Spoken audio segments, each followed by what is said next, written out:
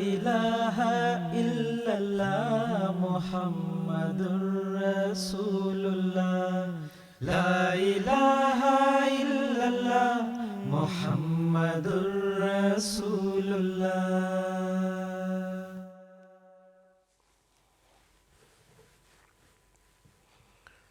اعوذ باللہ من الشیطان الرجیم، بسم اللہ الرحمن الرحیم۔ حضور صلی اللہ علیہ وسلم نے ماہ رمضان کے فضائل بیان کرتے ہوئے فرمایا، ہوا شہر الصبر، یہ صبر کا مہینہ ہے، والصبر ثوابہ الجنت، اور صبر کا بدلہ جنت ہے۔ مزید حضور صلی اللہ علیہ وسلم نے فرمایا، ہوا شہر المواسات، یہ ہمدردی کا مہینہ ہے۔ صحیح بخاری کی ایک اور حدیث میں یہ بیان ہے کہ حضور صلی اللہ علیہ وسلم نے فرمایا کہ من فرج عن مسلم کربتاً فرج اللہ عنہ کربتاً من کربات یوم القیامت، جو کسی مسلمان کی تکلیف کو دور کرتا ہے، اللہ تعالیٰ قیامت کے روز جو تکالیف ہوں گی ان سے اس کی خلاصی کرے گا، ان تکالیف کو دور کرے گا۔ سیدنا حضرت مسلم موعود رضی اللہ تعالیٰ عنہ نے ایک موقع پر فرمایا کہ دعاؤں کی قبولیت کا ایک طریق یہ بھی ہے کہ جب کوئی اہم معاملہ درپیش ہو اور اس کے لیے دعا کرنی ہو تو اس وقت کسی ایسے انسان کو کہ جو کسی قسم کے دکھ اور تکلیف میں ہو، دکھ کو دور کیا جائے یا دور کرنے کی کوشش کی جائے۔ جب کوئی شخص خدا تعالیٰ کے کسی بندے سے ایسا سلوک کرے گا تو اس کی وجہ سے خدا تعالیٰ اس کے دکھ کو دور کر دے گا، کیونکہ اس نے اس کے ایک بندے کا دکھ دور کیا تھا۔ یہ بہت اعلیٰ طریق ہے۔ دعا کرنے سے پہلے کوئی ایسا شخص تلاش کرنا چاہیے جو کسی مصیبت اور تکلیف میں ہو، خواہ وہ تکلیف جانی ہو یا مالی، عزت کی ہو یا آبرو کی، کسی قسم کی ہو، تم کوشش کرو کہ دور ہو جائے۔ آگے دور ہو یا نہ ہو اس کے تم ذمہ دار نہیں ہو، تم اپنی ہمت اور کوشش کے مطابق زور لگا دو۔ اس کے بعد خدا تعالیٰ کے حضور جاؤ اور جا کر اپنے مدعا کے لیے دعا کرو۔ اس طریق کی دعا بہت حد تک قبول ہو جائے گی۔ تم خدا تعالیٰ کے کسی بندے کی تکلیف کو دور کرنے کے لیے جس قدر توجہ کرو گے، خدا تعالیٰ تمہاری تکلیف دور کرنے کے لیے اس سے بہت زیادہ توجہ فرمائے گا۔ تو رمضان کا مہینہ اپنے اندر یہ درس رکھتا ہے، یہ سبق رکھتا ہے کہ دوسروں کے دکھ درد اور تکلیف کو محسوس کیا جائے، اور حضور صلی اللہ علیہ وسلم نے جیسے کہ میں نے پہلے بیان کیا، یہ خوشخبری دے رکھی ہے کہ جو کسی بھائی کی تکلیف کو دور کرتا ہے، اللہ تعالیٰ قیامت کے دن اس کی تکالیف کو دور کرے گا۔ اور پھر دوسرا تعلق ماہ رمضان کا دعاؤں کی قبولیت سے بھی براہ راست ہے۔ تو دعاؤں کی قبولیت کے لیے حضرت مسلم موعود رضی اللہ تعالیٰ عنہ کا یہ بیش قیمت نسخہ ہمارے سامنے ہے۔ اللہ تعالیٰ کرے کہ ہم ان بابرکت ایام کو بھرپور محنت، اخلاص، سچائی اور حسن نیت کے ساتھ اس پر عمل پیرا ہونے والے ہوں، اور اللہ تعالیٰ اپنے فضل اور رحم سے ہماری ان کوششوں کو قبول فرمائے، اور تکالیف میں جو بھی لوگ ہیں، کسی قسم کی بھی تکلیف ہو اس کو اللہ تعالیٰ دور کرے، اور ہم ایسے وہ طریق سیکھنے والے ہوں جو اللہ تعالیٰ نے، اس کے رسول نے صلی اللہ علیہ وسلم اور خلفائے کرام نے، حضرت مسیح موعود علیہ السلام نے بیان فرمائے۔ ناظرین کرام، رمضان کے ان دنوں میں یہ پروگرام خصوصی طور پر لائیو اسی لیے آپ کی خدمت میں پیش کیا جا رہا ہے تاکہ آپ ان امور کے متعلق جان سکیں، سیکھ سکیں اور پھر عمل پیرا ہو سکیں۔ آپ براہ راست ہم سے رابطہ کر کے اپنے سوالات بھجوا سکتے ہیں، اور یہاں اسٹوڈیوز میں موجود علماء کرام انشاءاللہ آپ کے سوالات کے جواب دیں گے۔ آج کے اس پروگرام میں ہمارے ساتھ تشریف رکھتے ہیں مکرم محترم مولانا ظہیر احمد خان صاحب اور مکرم محترم مولانا منصور احمد ضیاء صاحب۔ آپ کے بعض سوالات ہمیں پہلے سے مل چکے ہیں، ان کو ہم نے ترتیب دے رکھا ہے، وہ سوالات باری باری علماء کرام کی خدمت میں پیش کیے جائیں گے۔ اسی طرح ساتھ ساتھ جو آپ کی طرف سے لائیو کالز آئیں گی یا واٹس ایپ پر میسیجز آئیں گے یا ای میل کے ذریعے یا ٹویٹر کے ذریعے، جس طرح سے بھی آپ کو آسانی ہو آپ رابطہ کر سکتے ہیں، اور انشاءاللہ آپ کے وہ سوالات اس پروگرام کی زینت بنتے رہیں گے۔ اگر آپ چاہتے ہیں کہ فوری طور پہ آپ کے سوال کا جواب مل جائے تو اس سے سب سے بہتر ذریعہ اور فوری جو حل ہے وہ براہ راست کال کا ہے۔ آپ ہمارے لینڈ لائن نمبر پر کال کیجیے۔ کال کے لیے براہ کرم واٹس ایپ نمبر استعمال نہ کریں، اس پر آپ اپنا آڈیو میسیج چھوڑ سکتے ہیں، اپنا سوال لکھ کر بھیج سکتے ہیں، لیکن واٹس ایپ نمبر کی کالز ہم اس وقت براہ راست اس کو اسٹوڈیو میں شامل نہیں کر سکتے۔ واٹس ایپ کے لیے جو براہ راست کالز کے لیے وہ ہمارا لینڈ لائن نمبر جو ہے وہ اسٹوڈیو کے تھرو سیٹ اپ ہے، اس پر آپ کی کالز براہ راست ہمیں مل جائیں گی۔ ظہیر صاحب، آج کا پہلا سوال ہمارے پاس یہ عزیزم مسرور احمد نے یہ سوال پوچھا ہے ربہ سے۔ وہ کہتے ہیں اگر رؤیت ہلال میں غلطی ہو جائے اور اس وجہ سے روزہ چھوٹ جائے تو کیا کیا جائے؟ بسم اللہ الرحمن الرحیم۔ چاند کو دیکھنے کے متعلق اس کی تعداد یا اس کی اندازے کے متعلق حضور صلی اللہ علیہ وسلم نے ہمیں جو ہدایت فرمائی وہ احادیث میں اس کا ذکر آتا ہے کہ حضور صلی اللہ علیہ وسلم نے فرمایا کہ مہینہ جو ہے یا 29 دن کا ہوتا ہے یا 30 دن کا ہوتا ہے، اور 29 دن پہ اگر وہ چاند نظر نہ آ سکے، مطلب برد آلود ہو یا غبار آلود ہو یا نہیں دیکھا گیا، اس میں لفظ استعمال ہوا ہے اغمیہ، کہ مشتبہ ہو گیا معاملہ، اگر تو 30 دن پورے کر لو۔ یہ حضور صلی اللہ علیہ وسلم کی ہدایت ہے۔ اب چونکہ مہینہ 29 کا ہے یا 30 کا ہے، تو ایسی صورتوں میں بعض اوقات اگر وہ اغمیہ والا معاملہ یا مشتبہ ہوا اور کسی جگہ پہ چاند کو 30 دن پورے کر لیے اور اگلا مہینہ جو ہے وہ 29 دن کا تھا اور یہ بھی 29 دن کا مہینہ تھا، تو ایک جو گویا اس لحاظ سے جب چاند انہوں نے دیکھ کے رمضان کا آغاز کیا تو گویا ایک ان کا روزہ چھوٹ گیا۔ تو ایسی صورت میں اگر یہ علم ہو جائے کہ انہوں نے ایک روزہ چھوڑ دیا ہے اور چاند اس سے پہلے دن نظر آ گیا تھا، وہ نہیں دیکھ سکے یا اس علاقے کے لوگ نہیں دیکھ سکے، تو اگر یہ کنفرم ہو جاتا ہے، توثیق ہو جاتی ہے کسی طرح ہے، تو پھر انہیں رمضان کے بعد، عید کے بعد ایک روزہ پورا کر لینا چاہیے۔ اور اس کے بارے میں احادیث خلفائے راشدین حضرت اقدس محمد مصطفیٰ صلی اللہ علیہ وسلم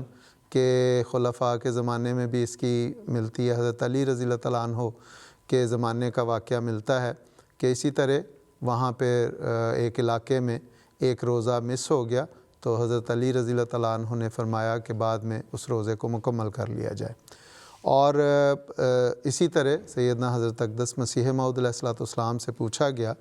کہ اگر چاند دیکھنے میں غلطی ہو جائے تو اس کا کیا علاج ہے۔ مثلاً کسی نے یہ سوال کیا کہ ہم نے چاند منگل کو نہیں دیکھا بلکہ ہم نے بدھ کو دیکھا اور جمعرات کو ہم نے روزے کا رمضان کا آغاز کیا، تو بعد میں یہ پتہ چلا کہ چاند تو منگل کو نکل آیا تھا، تو حضور نے فرمایا کہ اس کے عوض میں ماہ رمضان کے بعد ایک روزہ رکھنا چاہیے۔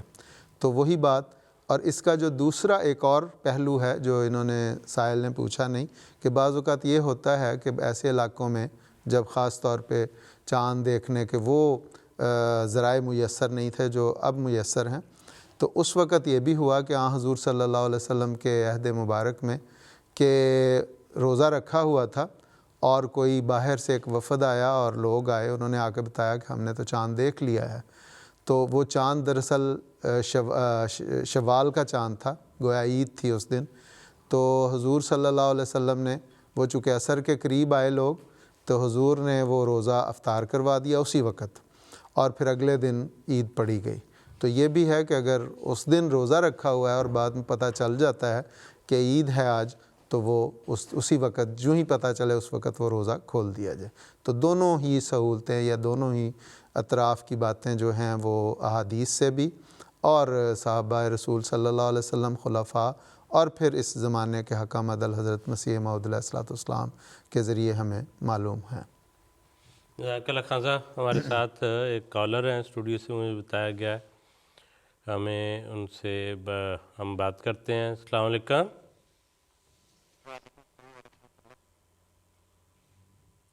میرا نام محمد اشرف عمر ہے، میں پاٹا جی سے ہوں۔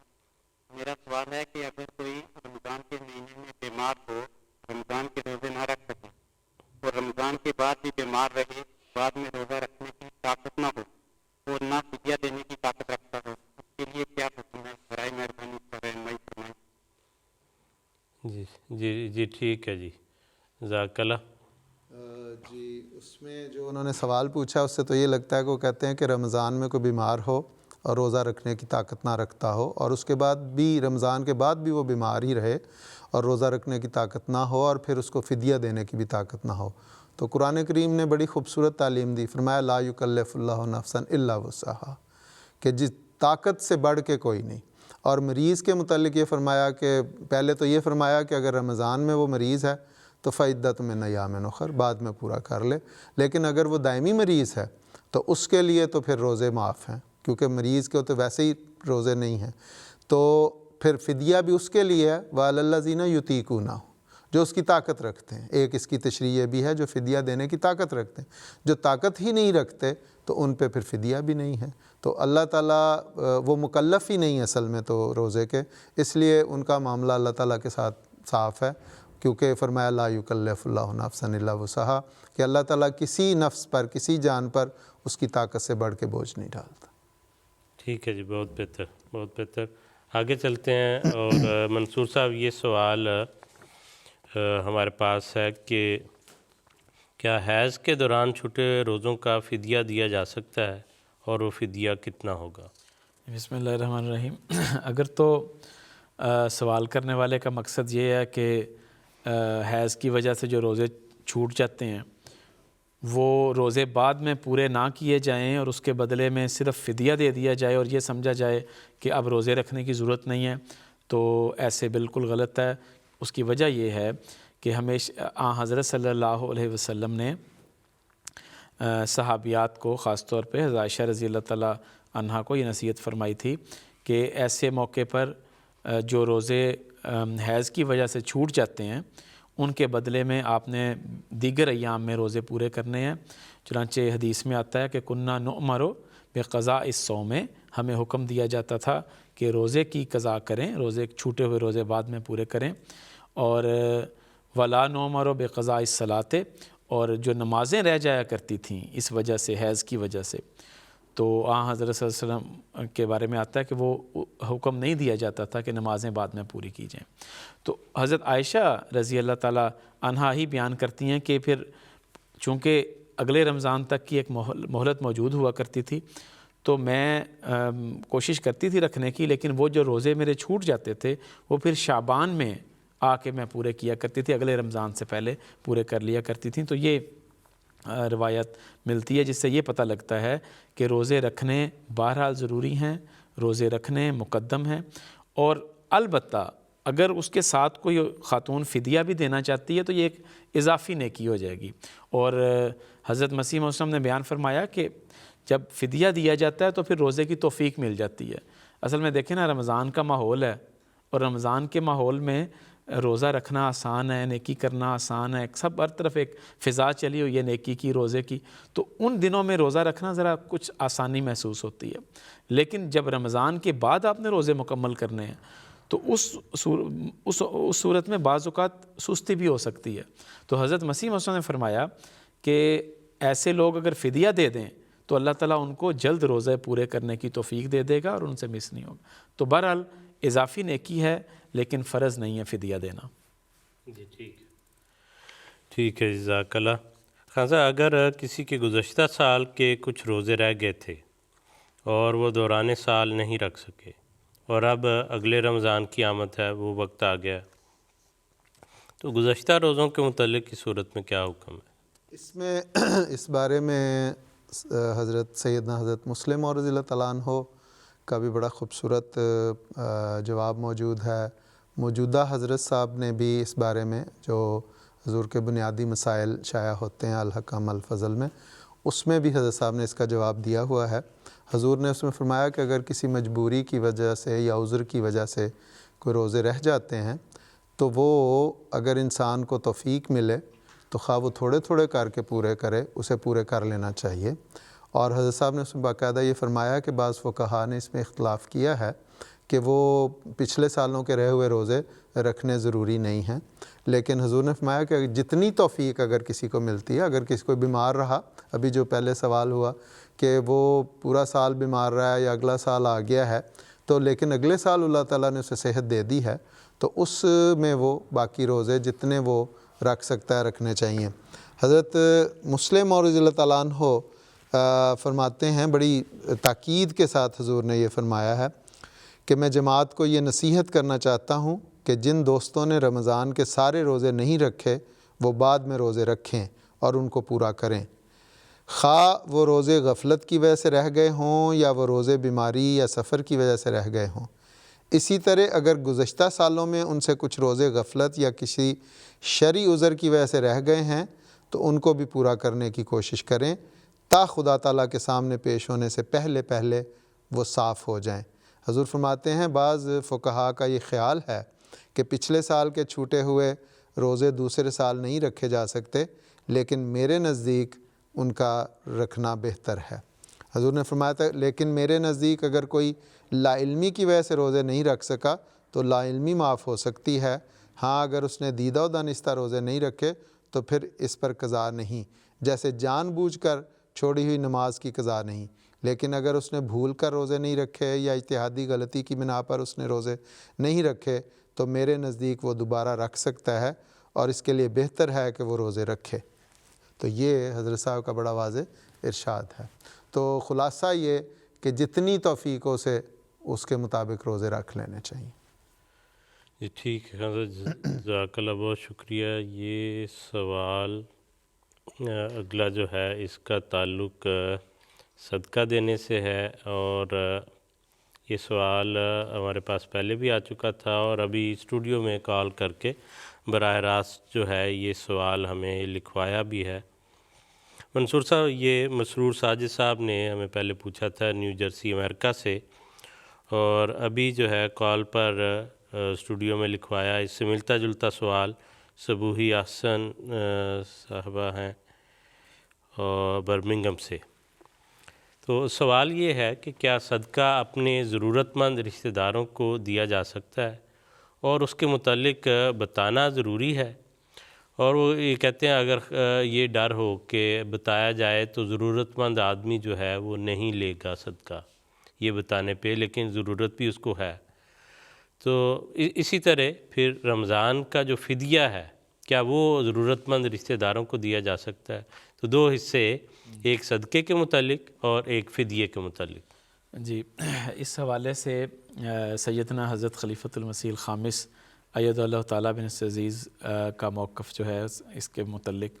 تفصیلی وضاحت جو ہے وہ الفضل میں بھی شائع ہو چکی۔ بنیادی مسائل کے جواب میں حضور نے فرمایا، اور استدلال حضور نے جو کیا وہ آنسلم کی ایک حدیث سے فرمایا۔ حضور نے فرمایا کہ صدقہ بتا کر دینا چاہیے کیونکہ بعض لوگ صدقہ لینا پسند نہیں کرتے، اور استدلال یہ تھا کہ حضرت صلی اللہ علیہ وسلم کے پاس جب کوئی رقم آتی یا کوئی چیز کھانے کی آتی تو حضرت صلی اللہ علیہ وسلم پوچھا کرتے تھے کہ صدقۃن ام ہدیۃن، کیا یہ صدقہ ہے یا ہدیہ ہے؟ تو اگر تو دینے والا یہ کہتا کہ یہ ہدیہ ہے تو حضرت صلی اللہ علیہ وسلم خود بھی استعمال کر لیتے، اور اگر دینے والا یہ کہتا کہ یہ صدقہ ہے تو وسلم اصحاب صفہ میں وہ کھانا جو تھے وہ تقسیم کر دیا کرتے تھے اور یہ فرماتے تھے کہ میں نہیں کھاؤں گا، کیونکہ حضرت صلی اللہ علیہ وسلم نے اعلان کر رکھا تھا کہ انا لا ناکلو صدقۃ، کہ ہم صدقہ نہیں کھاتے۔ تو جن کی طرف سے آپ کو پتہ ہے، آپ کے علم میں ہے یہ بات کہ صدقہ وہ لوگ نہیں لیتے، تو ان کو صدقہ دینا درست نہیں ہے۔ میں اس حوالے سے ایک تفصیلی جواب جو ہے وہ میں ناظرین کی خدمت میں پیش کرنا چاہوں گا۔ ایک مربی صاحب نے حضرت کا جب یہ فتویٰ شائع ہوا تو ایک مربی صاحب نے حضور کی خدمت میں لکھا کہ میں یہی سمجھتا رہا کہ صدقہ دیتے وقت بتانا ضروری نہیں،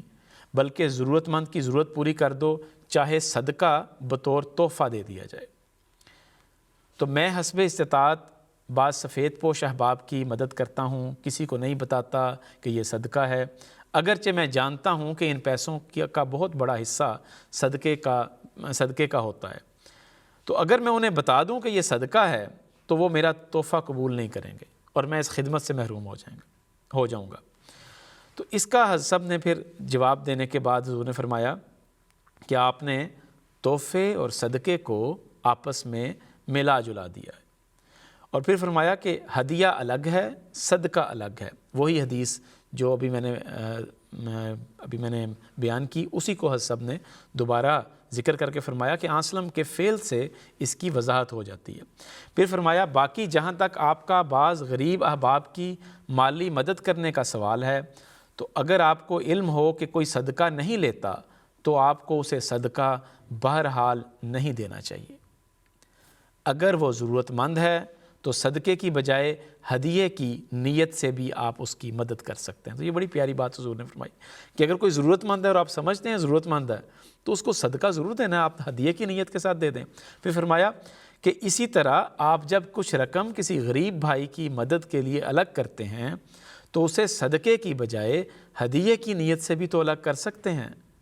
پھر جو غریب اور ضرورت مند ہو اور صدقہ قبول کر لیتا ہو اسے صدقے کی رقم میں سے دے دیا کریں، اور جو غریب اور ضرورت مند ہو لیکن صدقہ نہ لیتا ہو اور آپ ہمدردی کی خاطر اس کی مدد بھی کرنا چاہیں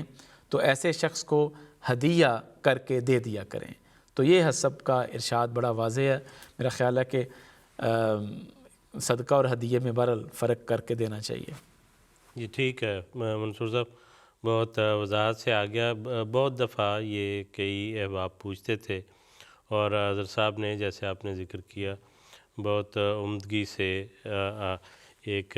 لطیف استدلال کرتے ہوئے حدیث سے اس کو بیان فرما دیا۔ جیسا اگلا سوال یہ ہمارے پاس ہے کہ فدیہ کب دینا چاہیے، اور کیا جس کو فدیہ دیا جائے ضروری ہے کہ وہ خود روزے رکھتا ہو؟ جی، فدیہ ایک تو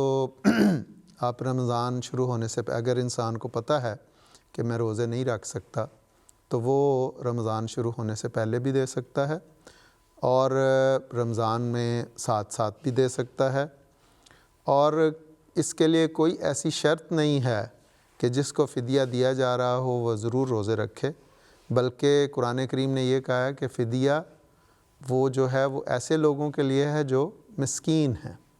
اور مسکین کی قرآن کریم نے یہ تعریف کی ہے کہ جو کام بھی کرتا ہے لیکن اس کی بیسک نیڈز جو ہیں وہ اس کی پوری بنیادی جو ضرورتیں ہیں وہ اس کی ارننگ سے پوری نہیں ہوتی، تو وہ مسکین ہے، تو اس کو آپ دے سکتے ہیں۔ اور وہ کھانا ہے تو وہ کھانے کی صورت میں بھی دیا جا سکتا ہے، پیسوں کی صورت میں بھی دیا جا سکتا ہے۔ حضرت مسیح موعود جہاں تک اس بات کا تعلق ہے کہ کہاں کہاں دیا جا سکتا ہے، حضرت اقدس مسیح موعود علیہ الصلوۃ والسلام کی خدمت میں یہ سوال پیش ہوا کہ جو شخص روزہ رکھنے کے قابل نہ ہو اس کے عوض مسکین کو کھانا کھلانا چاہیے۔ سوال پیش ہوا کہ جو شخص روزہ رکھنے کے قابل نہ ہو اس کے عوض مسکین کو کھانا کھلانا چاہیے، اس کے کھانے کی رقم قادیان کے یتیم فنڈ میں بھیجنا جائز ہے یا نہیں، یعنی اس کو دے دیا جائے، وہیں پہ کسی کو کھلا دیا جائے، یا یتیم فنڈ جو ہے قادیان میں اس میں بھیجا جائے۔ اس پر حضور نے فرمایا ایک ہی بات ہے، خواہ اپنے شہر میں کسی مسکین کو کھلائے یا یتیم اور مسکین فنڈ میں بھیج دے۔ اسی طرح حضرت مسلم اور رضی اللہ تعالیٰ عنہ کے عہد مبارک میں بھی، آپ کے زمانے میں بھی کسی نے آپ سے سوال کیا، ایک دوست نے دریافت کیا کہ میری بیوی دائم المریض ہے، روزہ نہیں رکھ سکتی، اس کا فدیہ یہیں کسی کو کھلا دیں یا اس کی قیمت قادیان بھیج دیں؟ فرمایا خواہ یہاں بھیج دیں خواہ وہیں مستحق مساکین کو کھلا دیں، جن میں احمدی و غیر احمدی کی کوئی تخصیص نہیں. یعنی اس میں حضرت صاحب نے یہ بھی بیان فرما دیا کہ کوئی ضرورت مند جو ہے وہ ضروری نہیں کہ احمدی ہو، وہ مسلمان ہی ہو، اگر وہ ضرورت مند ہے اور وہ غیر احمدی ہے، غیر مسلم ہے، تو اس کو بھی دیا جا سکتا ہے، کچھ اس میں حرج کی بات نہیں ہے. تو اسی طرح روزہ بھی جو ہے وہ رکھنا فرض نہیں اس کے لیے. وہ اگر روزہ نہیں بھی رکھ سکتا، وہ مریض ہے لیکن مسکین ہے، ضرورت مند ہے، تو اس کو فدیہ دیا جا سکتا ہے. جزاک اللہ خیر، بہت شکریہ. ناظرین کرام، ہمارے پاس آپ کے بعض آڈیو میسیجز کی شکل میں بھی سوالات موجود ہیں، آپ ابھی بھی بھجوا رہے ہیں،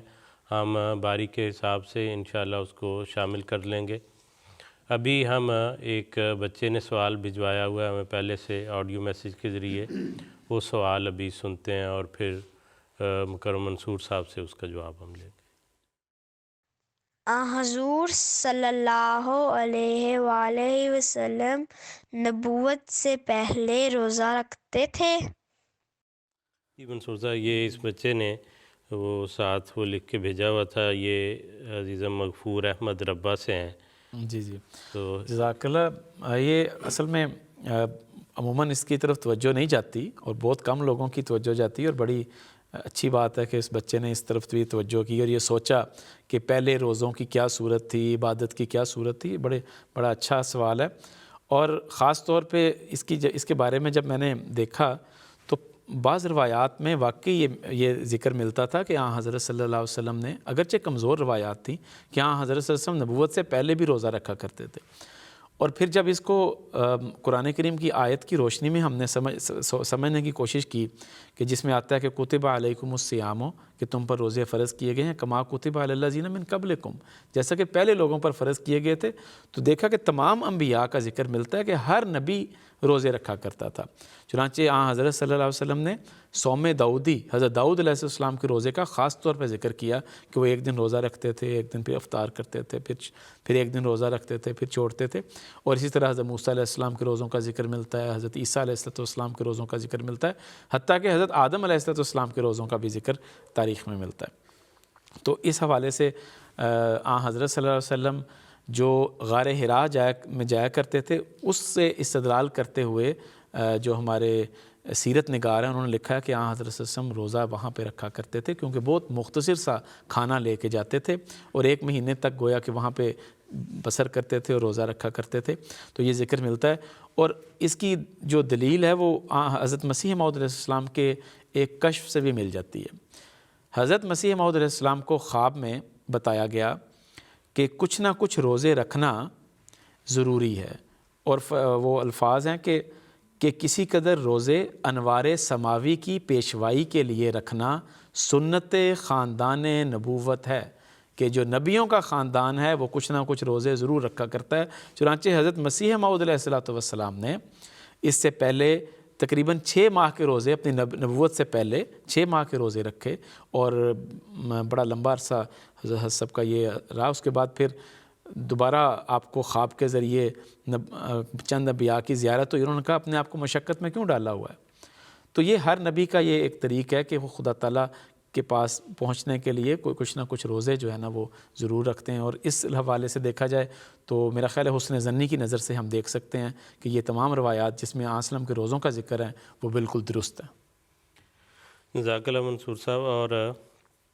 میں اپنے ویورز ہیں ان کے لیے یہ بات بیان کرنا چاہتا ہوں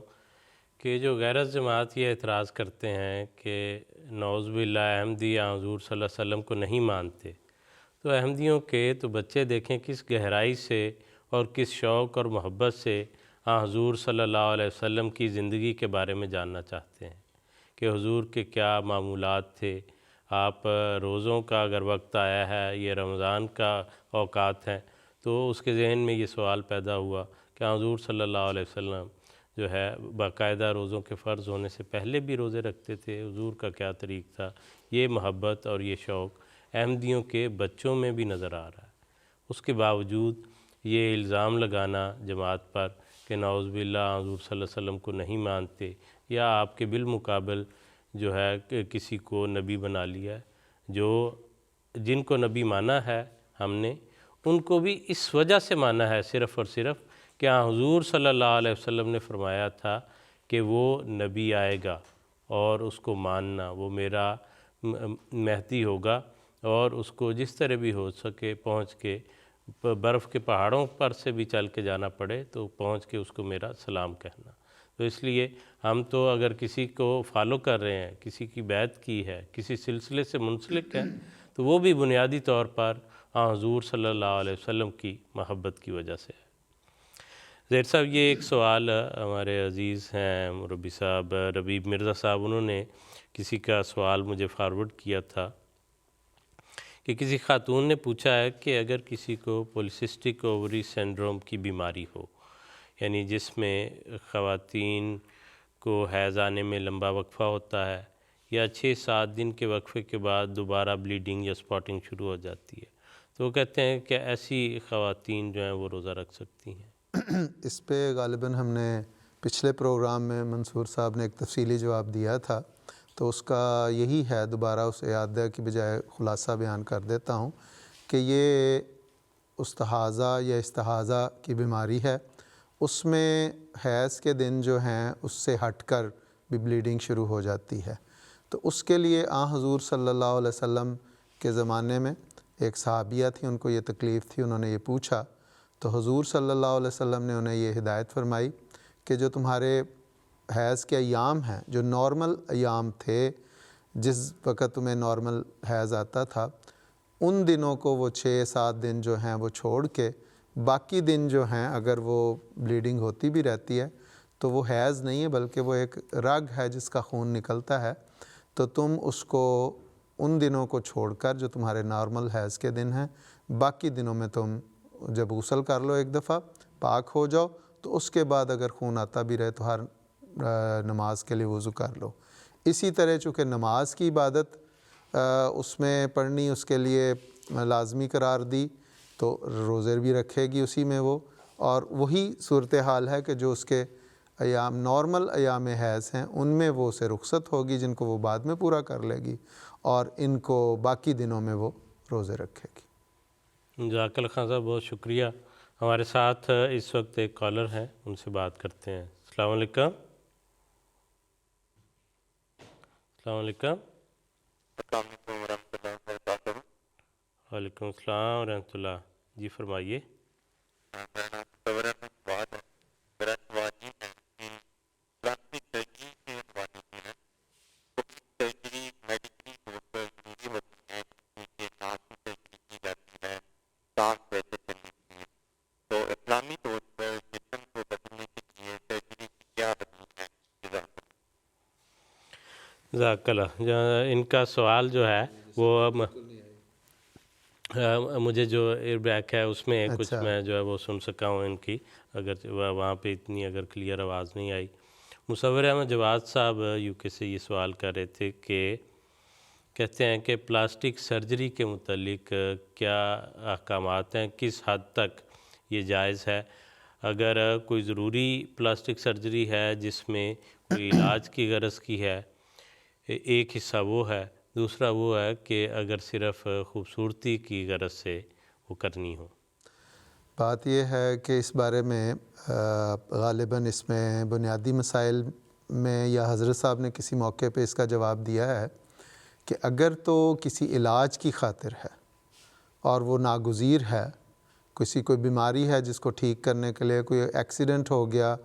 چہرہ بگڑ گیا، اس کو پلاسٹک سرجری سے ٹھیک کیا جا سکتا ہے، تو کوئی حرج کی بات نہیں۔ لیکن صرف اس وجہ سے کہ اپنے جو اللہ تعالیٰ نے انسان کو جو اعضاء دیے ہیں ان میں تبدیلی کی جائے، ان کو چھیڑ چھاڑ کر کے اس کو تبدیل کرنے کی کوشش اور زیادہ خوبصورتی اور حسن کے حصول کے لیے کیا جائے، تو یہ سب لغویات ہیں، ان کی اسلام میں اجازت نہیں ہے۔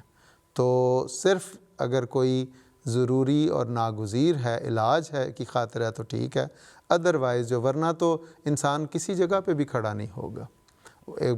آگے سے آگے بڑھتا چلا جائے گا اور اس کے نتیجے میں پھر کئی مسائل بھی پیدا ہوتے ہیں۔ تو اس لیے جو اللہ تعالیٰ نے جس پہ جو چیز دی ہے اسی پہ انسان کو قناعت اختیار کرنی چاہیے۔ تو اس میں حضرت صاحب نے فرمایا کہ جہاں تک ظاہری صحت کا سوال ہے اور ایسی ضرورت ہے کہ جہاں کسی حد تک بہتری لائی جا سکتی ہے تو وہاں کاسمیٹکس کا استعمال کیا جا سکتا ہے، اگر لڑکیوں کے لیے ہے کہ اس سے ان کو اچھے رشتے مل جائیں، یا اگر کسی کا کوئی ایکسیڈنٹ ہو گیا ہے یا کوئی شخص جل گیا ہے اور اس کو سرجری کے ذریعے واپس پرانی حالت میں لایا جائے تو اس حد تک تو ٹھیک ہے، سرجری کروانی منع نہیں۔ لیکن اب جو بعض لوگوں نے یہ کام فیشن کے لیے شروع کر دیا ہے کہ اگر کسی کے ہونٹ چھوٹے ہیں تو انہیں آپریشن کروا کر موٹے کروانا، یا بعض دوسری چیزیں بیہودگیوں کے لیے کی جاتی ہیں، تو فرمایا وہ سب باتیں لغویات ہیں اور ان سے بچنا چاہیے۔ ہاں، گھروں میں امن اور سکون قائم رکھنے کے لیے اگر عورتیں اپنی کاسمیٹک سرجری کرواتی ہیں تو اس میں کوئی حرج نہیں، تاکہ خاوند اور بیوی کا رشتہ قائم رہے اور تعلق میں محبت اور پیار رہے۔ بس اس حد تک ٹھیک ہے، اور جو افورڈ کر سکتے ہیں وہ کروا لیں۔ باقی دنیا دار، حضور نے فرمایا باقی دنیا دار تو اور بھی بے شمار چیزیں کرتے ہیں، اور وہ ساری دنیا داری کی باتیں ہیں، ان کی بہرحال اجازت نہیں۔ تو ڈھکے چھپے الفاظ میں صاحب نے یہ بتا دیا کہ کیا اس کی حد کیا ہے اور کہاں تک کروائی جا سکتی ہے۔ اور جیسے اصولی صاحب نے یہ اس میں وضاحت فرما دی صاحب نے کہ حدود ہیں اس کی، اور خان صاحب نے بھی ذکر فرمایا اگر اس سے نکلیں گے تو پھر یہ بات بھی اٹھتی ہے کہ کوئی اپنی پوری شناخت چینج کر لیتا ہے، تو قانونی لحاظ سے بھی مسائل پیدا ہوں گے۔ اب پہچان کے لیے ایک بڑا ایڈوانس سسٹم انہوں نے رکھا ہے کہ آنکھوں کے رنگ سے پہچانتے ہیں، وہ ایسی بھی ٹیکنالوجی ہے کہ آنکھوں کا رنگ بھی تبدیل ہو جاتا ہے، تو اس کی کوئی لمٹ نہیں ہوگی۔ اور اس سے پھر مسائل جو ہیں اگر غیر ضروری طور پہ اس کو روا رکھا جائے تو اس سے بہت سے مسائل جو ہیں وہ جنم لے سکتے ہیں۔ مجھے نہیں پتہ کہ ملکی سطح پہ یا عالمی سطح پہ اس کے متعلق قانون سازی کیا ہوئی ہے، اور یہ ضرور ایسا موقع آ جائے گا اور ان کو باقاعدہ ان کو واضح قانون سازی اس کے بارے میں کرنی پڑے گی کہ کس حد تک آپ بدل سکتے ہیں، کس حد تک نہیں بدل سکتے۔ اگر جو ہے وہ چینج ہو جائے گا کہ اس کا فرض کریں اس کی آنکھوں کا کلر بدل گیا، اس کا سکن کلر جو ہے وہ بدل گیا، اس کے کوئی جو ہے پہلے مثلا ہم دیکھتے تھے شناختی کارڈ پہ وہ لکھا ہوتا ہے شناختی علامت کیا ہے، کوئی تل ہے کہ جی نہیں ہے، یہ زخم کا نشان ہے، وہ نیا بنا لے یا اس کو مٹا دے۔ تو اس لیے اس کو جیسے صاحب نے فرمایا کہ ایک لمیٹڈ حد تک اور اچھے مقاصد کے تحت جو ہے اس حد تک اس کی اور اس کا دوسرا پہلو بھی بڑا خوبصورت جو عام طور پہ خلفائے سلسلہ ہمیں میک اپ کے حوالے سے بیان کرتے رہے ہیں کہ میک اپ یہ نہیں ہے خواتین کے سج سنور کر میک اپ کر کے باہر کے مردوں کے لیے وہ نمود و نمائش کا باعث ہوں، بلکہ میک اپ بھی وہی بہتر ہے جو اپنے گھر اپنے خامد کے لیے کیا جائے۔ تو اس میں بھی اس خط کا جو آخری حصہ ہے حضرت صاحب کا کہ اگر کوئی افورڈ کر سکتا ہے اور اپنے خامد کی خاطر تاکہ میاں بیوی میں پیار اور محبت اور سکون پیدا ہو، وہ اگر کر سکتا ہے تو کوئی حرج کی بات نہیں ہے۔ لیکن وہی کہ لغویات میں پڑھ کے اور باہر کے لوگوں کو اپنی خوبصورتی دکھانے کے لیے آج کے معاشرے میں تو جو بظاہر یہی نظر آتا ہے کہ صرف جو بھی خوبصورتی ہے وہ باہر کے لیے ہوتی ہے، اور خاص طور پہ مردوں میں بھی یہ بیماری ہے لیکن خواتین میں زیادہ ہے کہ وہ بن سور کے یہ سوچتی ہیں کہ باہر نکل کے ہم لوگوں کو دکھائیں گے تو زیادہ ہمارے لیے یہ قابل فخر بات ہے، جو کہ اسلام کے نزدیک قابل فخر نہیں ہے بلکہ وہ تو ایک قابل مذمت ہے۔ جی ٹھیک ہے، جزاک اللہ خان صاحب۔ یہ ایک سوال ابھی ہمیں واٹس ایپ پر موصول ہوا ہے، بہت سے سوالات ہیں جو اس وقت ہم لے سکتے ہیں، ان کو ضرور پروگرام کا حصہ بنائیں گے۔ عاطف محمود صاحب نے آزاد کشمیر سے میرپور سے یہ پوچھا ہے، وہ کہتے ہیں کہ 15 شعبان المعظم کے بعد اور رمضان المبارک سے قبل ان ایام میں نفلی روزہ رکھا جا سکتا ہے، اس کے بارے میں شریعت کیا کہتی ہے؟ بات یہ ہے کہ اس میں حضور صلی اللہ علیہ وسلم نے اپنی ذاتی جو قوت اور ذاتی اللہ تعالیٰ نے آپ کو جو طاقت عطا کی تھی، احادیث میں آتا ہے کہ بعض اوقات پورا یوں لگتا تھا کہ پورا شعبان ہی حضور روزہ رکھتے ہیں، لیکن اس کے ساتھ جو کل ہی ایک معاملے میں پرسوں حضرت صاحب سے رہنمائی بالکل یہی سوال تھا، تو حضور نے فرمایا کہ حضور صلی اللہ علیہ وسلم کی یہ ایک الگ جو طاقت تھی کہ حضور پورا مہینہ رکھ لیتے تھے، اور یہ نیت کر کے کہ رمضان کی تیاری کے لیے، اس کے استقبال کے لیے ہم کر رہے ہیں، وہ حضور صلی اللہ علیہ وسلم نے اس سے ممانعت فرمائی ہے کہ اس کے استقبال کے لیے آپ رمضان شروع ہونے سے 2-4 دن پہلے روزے رکھنے شروع کر دیں کہ ہم رمضان کا استقبال روزوں کے ساتھ کریں. یہ درست نہیں ہے کیونکہ حضور نے اس سے منع کیا. لیکن اگر کوئی روٹین میں کوئی روزے رکھ رہا ہے اور رمضان سے پہلے وہ اس کا آ جائے، مثلاً اگر کوئی جمعرات یا سوموار کو روزہ رکھتا ہے اور ایک دن پہلے جمعرات آ جاتی ہے تو کوئی حرج نہیں، اس میں آپ صلی اللہ علیہ وسلم نے اس کی اجازت دی ہے. لیکن اور اسی طرح اگر کسی میں یہ طاقت نہیں ہے، حضور نے فرمایا، حضرت امیر المومنین طلب نصر نے فرمایا کہ اگر اس میں طاقت نہیں ہے کہ وہ رمضان کے فرض روزے بھی رکھ لے اور پہلے بھی رکھے، تو پھر اسے نفل روزے جو ہیں وہ چھوڑنے چاہیے تاکہ وہ فرض روزے جو ہیں ان کو وہ بہتر طور پہ رکھ سکے. لیکن اگر کسی میں کچھ روزے رکھنے کی طاقت ہے تو کوئی حرج کی بات نہیں، وہ رکھ سکتا ہے. جزاک اللہ خان صاحب. یہ اگلا سوال منصور صاحب احمد الوکیل سیٹھی صاحب ہیں، انہوں نے اسٹوڈیوز میں کال کر کے اپنا سوال نوٹ کروا دیا ہے. وہ کہتی ہیں کہ میں بیمار ہوں، ٹھیک نہیں، لیکن میں روزہ رکھ سکتی ہوں اور اس سے مجھ پر کوئی بوجھ نہیں پڑتا، اور میں پہلے جمعرات کا روزہ بھی رکھتی ہوں، تو کیا میں رمضان کے روزے رکھ سکتی ہوں؟ اصل میں اس حوالے سے یہ ان کے ڈاکٹر جو ہے نا وہ زیادہ بہتر مشورہ دے سکتے ہیں، کیونکہ ہمیں نہیں پتہ کہ اس وقت ان کی کنڈیشن کیا ہے، بیماری کون سی ہے، کس سٹیج میں داخل ہے. تو بیماری کی مختلف سٹیجیں ہوتی ہیں، بعض بیماریوں میں رکھا بھی جا سکتا ہے اور بعض بالکل معمولی بیماریاں ہوتی ہیں لیکن اس میں روزہ نہیں رکھا جا سکتا. مثلا حضرت مسلم موعود رضی اللہ تعالیٰ عنہ نے ایک مرتبہ بیان کیا کہ جو نزلہ ہے یا زکام ہے،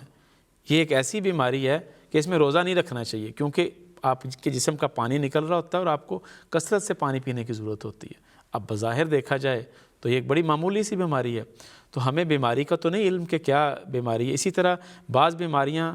ایسی ہوتی ہیں جو مطلب ایک چلتی چلی آ رہی ہیں لیکن روزے کا اس کے اوپر کوئی اثر نہیں ہوتا. مثلا روزہ رکھنے سے وہ بڑھتی نہیں ہیں، تو ایسی بیماریوں میں روزہ رکھا جا سکتا ہے. مثلا ذیابیطس کی ایک سٹیج ہے کہ جس میں روزہ رکھنے سے بہتری پیدا ہوتی ہے، اور بلکہ ڈاکٹر بھی یہ تجویز کرتے ہیں کہ انٹرمیٹیٹ فاسٹنگ کریں، جس کے نتیجے میں اب جب نہیں کھائیں گے تو فائدہ یہ ہوگا کہ آپ کی جو شوگر لیول ہے وہ ٹھیک ہوگا. تو اب یہ بھی ایک بیماری ہے بظاہر، لیکن روزہ رکھا جا رہا ہے اور روزہ اس کو تنگ نہیں کر رہا، تو ایک سٹیج میں بیماری کی ایک سٹیج میں روزہ رکھا جا سکتا ہے. تو اب یہ خود فیصلہ کریں یا پھر ڈاکٹرز کے پاس جا کے ڈاکٹر سے مشورہ کریں کہ ان کی بیماری کس سٹیج میں داخل ہے، اور وہ روزے رکھنے کے نتیجے میں ان کی بیماری بڑھتی ہے یا کم ہوتی ہے. اگر تو روزے کے نتیجے میں ان کی بیماری بڑھتی ہے تو ان کو روزہ نہیں رکھنا چاہیے، اور اگر ڈاکٹر یہ کہے کہ آپ روزہ رکھ سکتی ہیں تو پھر ان کو رکھ لینا چاہیے. اور بعض اوقات یہ بھی ہوتا ہے، حضرت خلیفۃ مسیح اول رضی اللہ تعالیٰ عنہ نے اسی مضمون کو ایک جگہ بیان کیا کہ حالانکہ حضور حکیم تھے اور بڑی اچھی طرح جانتے تھے، وہ کہتے ہیں میں بیمار ہوا، کوئی مجھے تکلیف ہوئی تو میں نے سوچا کہ اس میں اگر میں روزہ رکھوں تو شاید کچھ نہ مجھے ہو، تو وہ کہتے ہیں میں نے روزہ رکھا اور وہ تکلیف بہتر ہو گئی، لیکن اس کا نتیجہ یہ ہوا کہ اس روزے رکھنے کی وجہ سے میں ایک اور تکلیف میں مبتلا ہو گیا. اور پھر حضور کہتے ہیں کہ میں نے کئی ہفتے استغفار کیا اور معافی مانگی اللہ تعالیٰ سے، پھر جا کے میری وہ تکلیف دور ہوئی. تو یہ بات درست ہے کہ ڈاکٹرز اگر بتائیں کہ یہ اس میں روزہ تکلیف دہ ہے تو اس میں بہرحال روزہ اگر رکھیں گے تو اسات اور نافرمانی کا حکم ہم پہ لگے گا، اور اگر ڈاکٹر کہتے ہیں کہ یہ اس میں نہیں ہے تو پھر جی ٹھیک ہے. جزاک اللہ. ناظرین، آپ کے آڈیو میسیجز جو ہیں وہ ہمارے پاس ہیں. اس وقت ہم جو پہلے سے ایک سوال موصول ہو چکا ہے اس آڈیو میسیج کے لے کے اس کا جواب انشاءاللہ سن سکیں گے. السلام علیکم. سوال ہے کہ یہ جو ہے کہ اللہ تعالیٰ شیطان کو جکڑ لیتا ہے رمضان میں، اس کا اصل مطلب یا مفہوم کیا ہے؟ کہ کیونکہ پھر بھی انسان سے غلطیاں یا کچھ گناہ اگر ہو جاتا ہے رمضان میں بھی، تو اس کا اصل مطلب کیا ہے کہ شیطان جکڑا جاتا ہے رمضان میں؟ جزاک اللہ. جی زیرزا، یہ یوسف اشرف صاحب نے گلاسکو سے شعبہ تربیت سے انہوں نے یہ سوال ہمیں بھجوا رکھا تھا، تو اصل میں تو انہوں نے اپنے سوال میں ہی جواب بھی دے دیا ہے۔ اصل میں یہ سب تمثیلی کلام ہے انسان کو سمجھانے کے لیے کہ اللہ تعالیٰ رمضان میں نیکیوں کی جو تحریکات ہیں وہ بہت بڑھ جاتی ہیں۔ یہ ایسا مہینہ، ایسا برکتوں والا مہینہ ہے کہ اس میں جس طرح حضور صلی اللہ علیہ وسلم نے فرمایا کہ اس میں تھوڑا سا کام کیا ہوا بھی غیر معمولی برکتوں کا باعث ہو جاتا ہے، لیکن جو لوگ اس میں ان نیکی کی تحریکات سے فائدہ نہیں اٹھاتے ان کے لیے وہ کوئی فائدہ نہیں دیتا، لیکن جو کوشش کرتے ہیں اللہ تعالیٰ اس میں بہت غیر معمولی برکت اور فضل اپنا کرتا ہے اور انہیں نیکی کی ہدایت دے دیتا ہے۔ حضرت خلیفۃ مسیح اول رضی اللہ تعالیٰ عنہ نے ایک بڑی خوبصورت بات بیان فرمائی۔ حضور نے فرمایا کہ انسان جب کوئی برائی کرتا ہے تو اس کے دل کے ارد گرد ایک سیاہ دائرہ لگ جاتا ہے، اور وہ حالانکہ اس نے بالکل چھوٹی سی غلطی کی ہوتی ہے، جو ہی اس کے دل کے ارد گرد سیاہ دائرہ لگتا ہے تو اللہ تعالیٰ کے فرشتے اس سے دور ہٹنا شروع ہو جاتے ہیں اور شیطان اس سے محبت کرنا شروع کر دیتا ہے اور اس کے قریب آنا شروع ہو جاتا ہے، اور آہستہ آہستہ اگر وہ انسان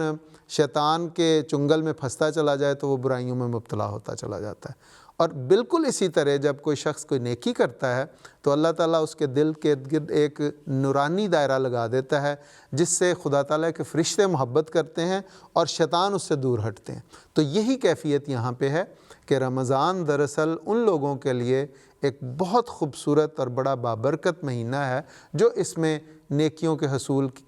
کو نیکیاں کرنا چاہتے ہیں، اللہ تعالیٰ کی رضا حاصل کرنا چاہتے ہیں، ان کے لیے یہ دروازے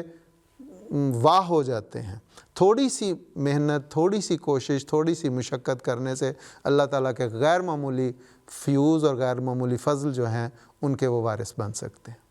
اور میرا خیال ہے جس طرح خان صاحب نے بیان کیا کہ جو شیطان ہے وہ بھی سمجھنے کی ضرورت ہے شیطان کیا ہے، تو اس کی ایک روایت بڑی خوبصورت ہے کہ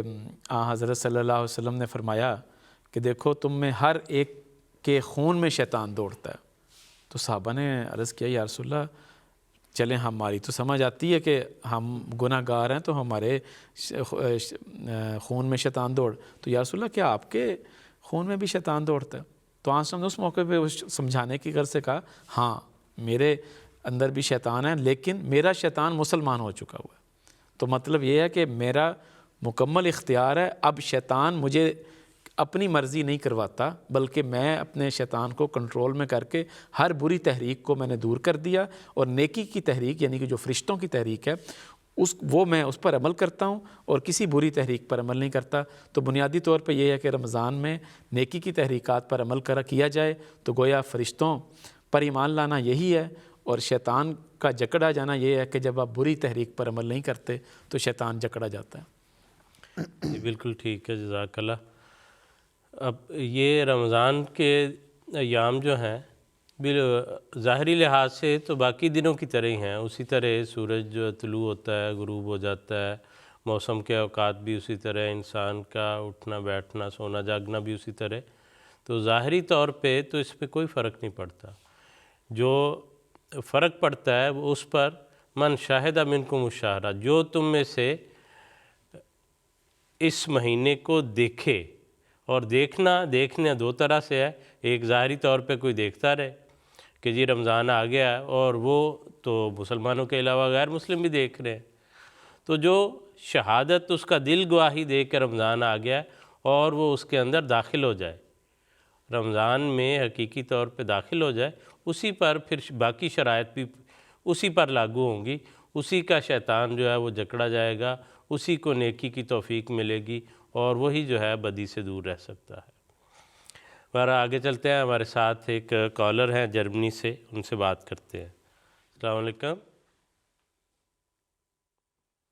السلام علیکم۔ السلام علیکم ورحمۃ اللہ۔ وعلیکم السلام ورحمۃ اللہ، جی فرمائیے۔ میرا نام فروز اقبال شاہ ہے اور میرا ایک سوال ہے کہ کیا اعتکاف 10 دن سے کم دن کا ہو سکتا ہے؟ جی ٹھیک ہے، جی بہت شکریہ، آپ کا سوال آ گیا ہے منصور صاحب۔ جی اعتکاف کے حوالے سے یہ یاد رکھنا چاہیے کہ حضرت صلی اللہ علیہ وسلم کی یہ سنت ہے کہ آپ ہمیشہ 10 دن اعتکاف بیٹھا کرتے تھے، اور حضرت عائشہ رضی اللہ تعالیٰ عنہا کے بارے میں آتا ہے کہ وہ بھی آن سلم کے ساتھ مسجد میں 10 دن کے لیے اعتکاف بیٹھا کرتی تھیں. اور 10 دن سے کم جو سنت کا اعتکاف ہے وہ مسنون اعتکاف جو آن سلم سے ثابت ہے وہ 10 دن سے کم نہیں ہوتا.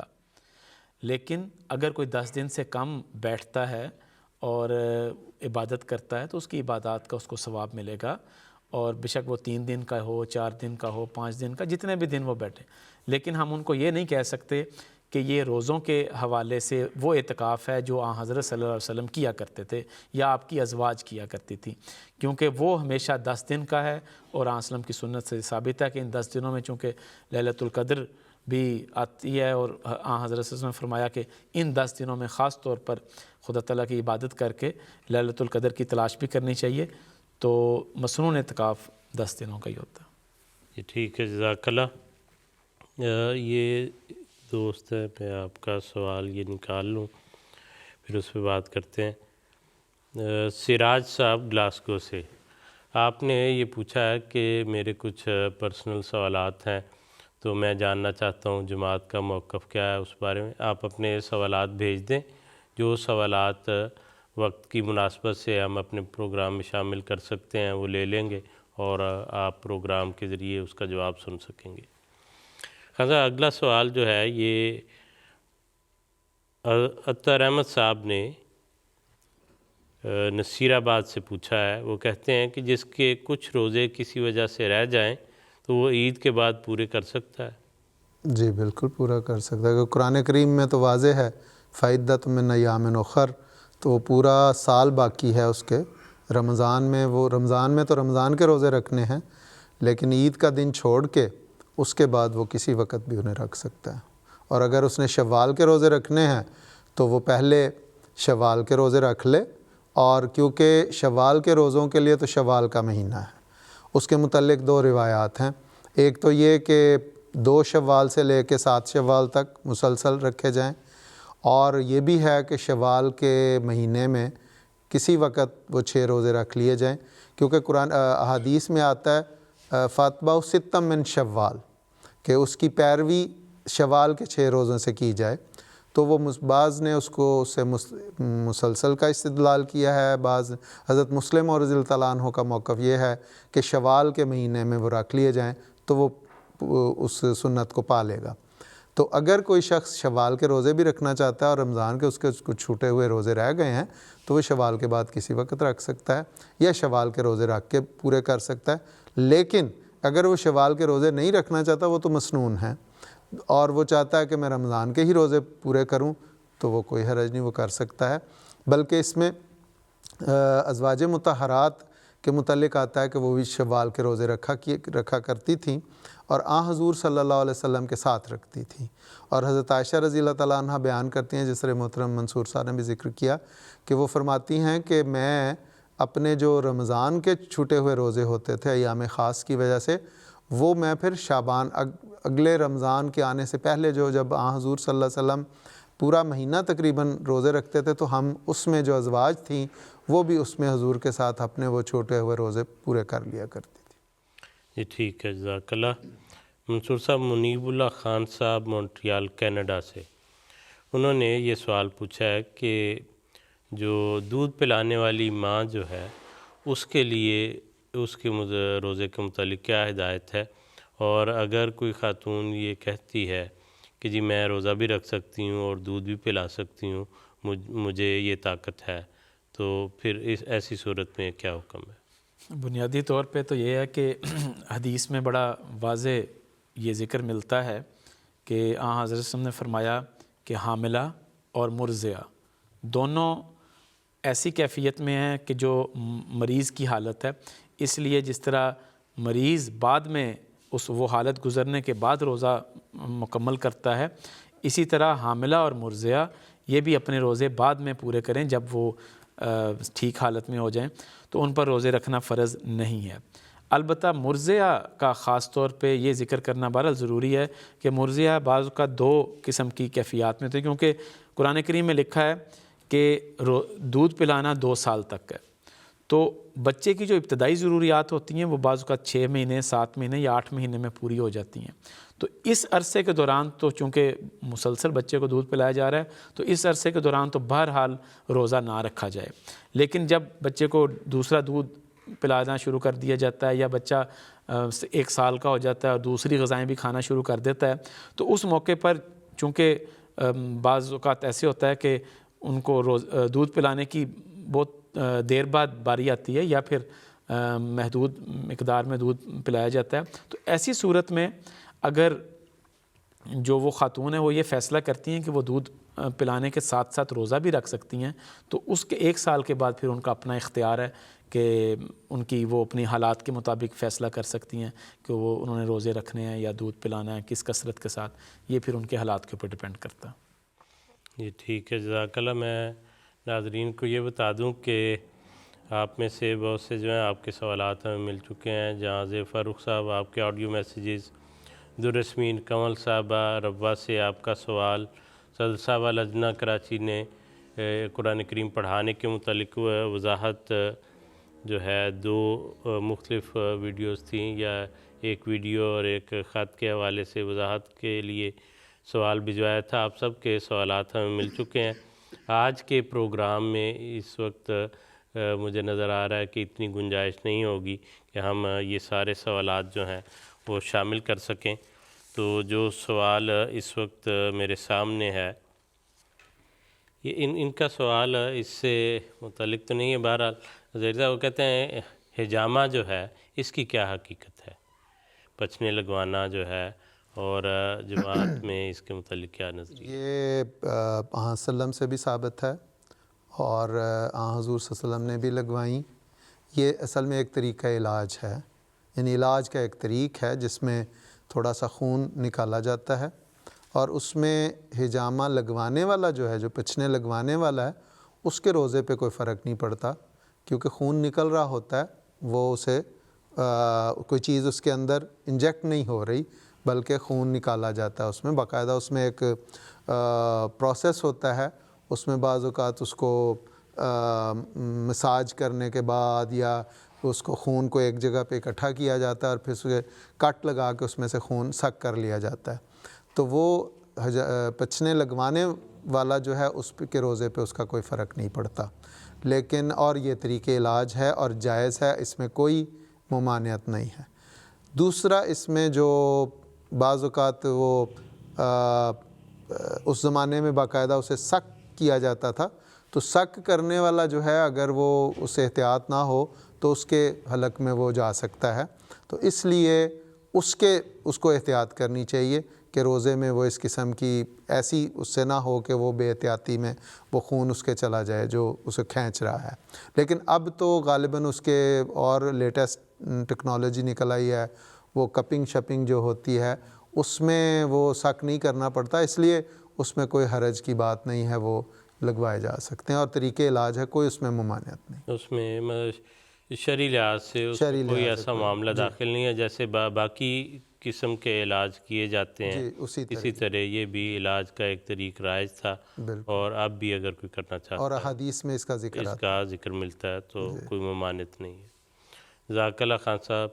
منصور صاحب، بہت شکریہ آپ دونوں بزرگان کا. اسی طرح ہمارے ویورز جو اس پروگرام کا حصہ بنے،